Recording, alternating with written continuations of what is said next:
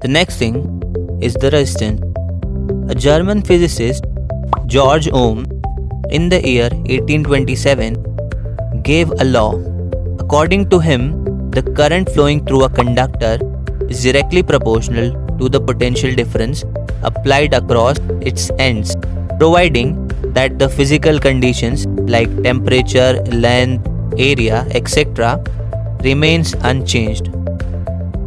V is directly proportional to I. And when the equal to sign replaces proportionality, the constant of proportionality here is called resistance. The graph between voltage and current is a straight line because they are linearly related. The slope of the graph is the resistance. The SI unit of resistance is ohms. Now you must be wondering, what is a resistance? When the electrons move in a conductor, they collide with other particles, and these collisions cause the electrons to slow down.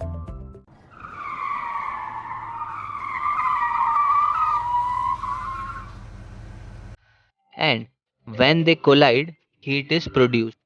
Therefore, resistance is defined as a property of a substance by the virtue of which it opposes the flow of charge. Now, the resistance depends on various factors, and this topic can be understood by the analogy of traffic. We will assume electrons to be moving vehicles. So, first, length of the wire. Resistance is directly proportional to length. Let's assume you have to drive for 2 kilometers as opposed to 200 kilometers. When are the chances of accident more? Obviously, when you will travel more. Similarly, the chances of the collision of the electrons will be more when the length is more, and therefore the resistance will be more when the length is more. Second, the cross sectional area.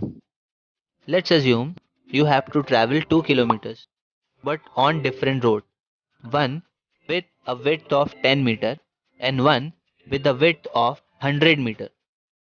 Obviously, on a wider road, traffic will be less and collisions, that is the accidents, will be less. So, by increasing the thickness of wire, we can reduce the collisions of electrons and in turn reduce the resistance. Next is temperature. But first, what is a temperature? Temperature represents the average kinetic energy of the particles of any medium. That is, if the particles in a medium move more, temperature is more. If they are moving less, temperature is less. So, let's assume you are driving. When are the chances of accidents more? When you drive faster or when you drive slow? Obviously, when you drive fast, the chances of accidents will be more.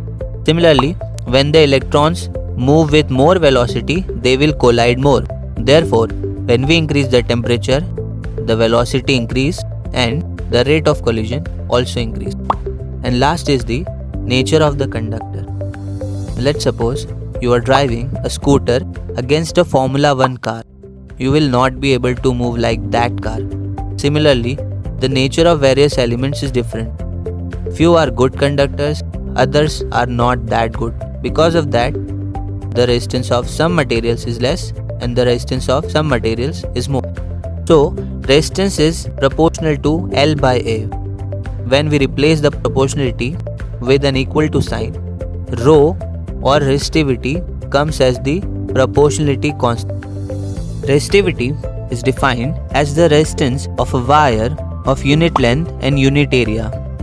Its SI unit is ohm meter. Now, you might have seen the resistance somewhere. If not, then see this image.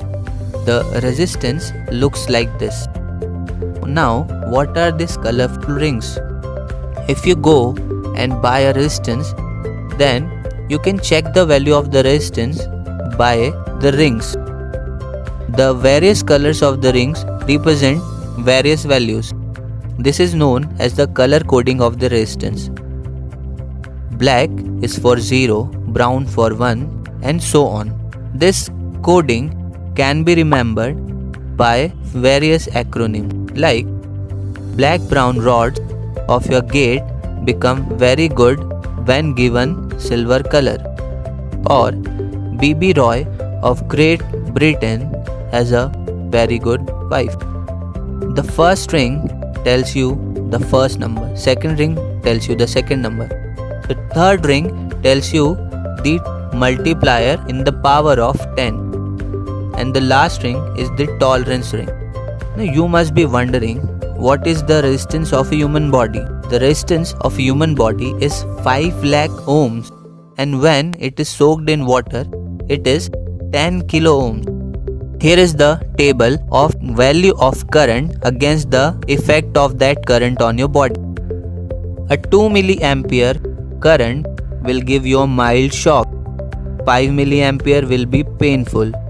10 milliampere will contract your involuntary muscles. 15 milliampere current and you will lose your control over the muscles. 70 milliampere current can be very severe. It can cause death if it passes through the heart. So now we know what is current, voltage and resistance. We are now in a position to connect various electrical components and make a circuit. Now what is a circuit?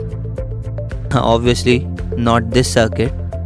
Circuit is a closed and continuous path through which electric current can flow.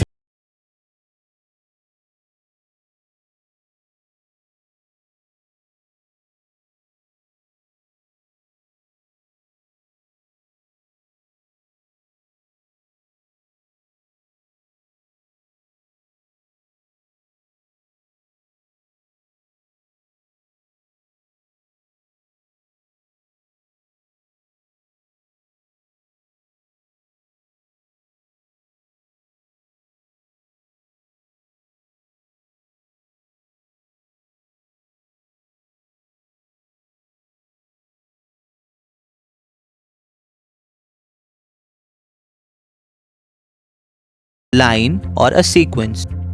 Parallel, when both the two terminals of the devices or component are common. Combination, when there is a use of both series as well as parallel connections. We need to stop here for a very important concept. The values of current and voltage depend on the type of connection. First, let's discuss about current. Current is a flow of charge. We see the path provided to the charge when it is flowing. If there is only one path, then the current will be same. If there are multiple paths, then the current will be different for each path. So, in series, because there is only one path, current is same. But in parallel, current will be different for each path. Voltage. We see the terminals to which the elements are connected. If they have both the terminals common, then they are in parallel.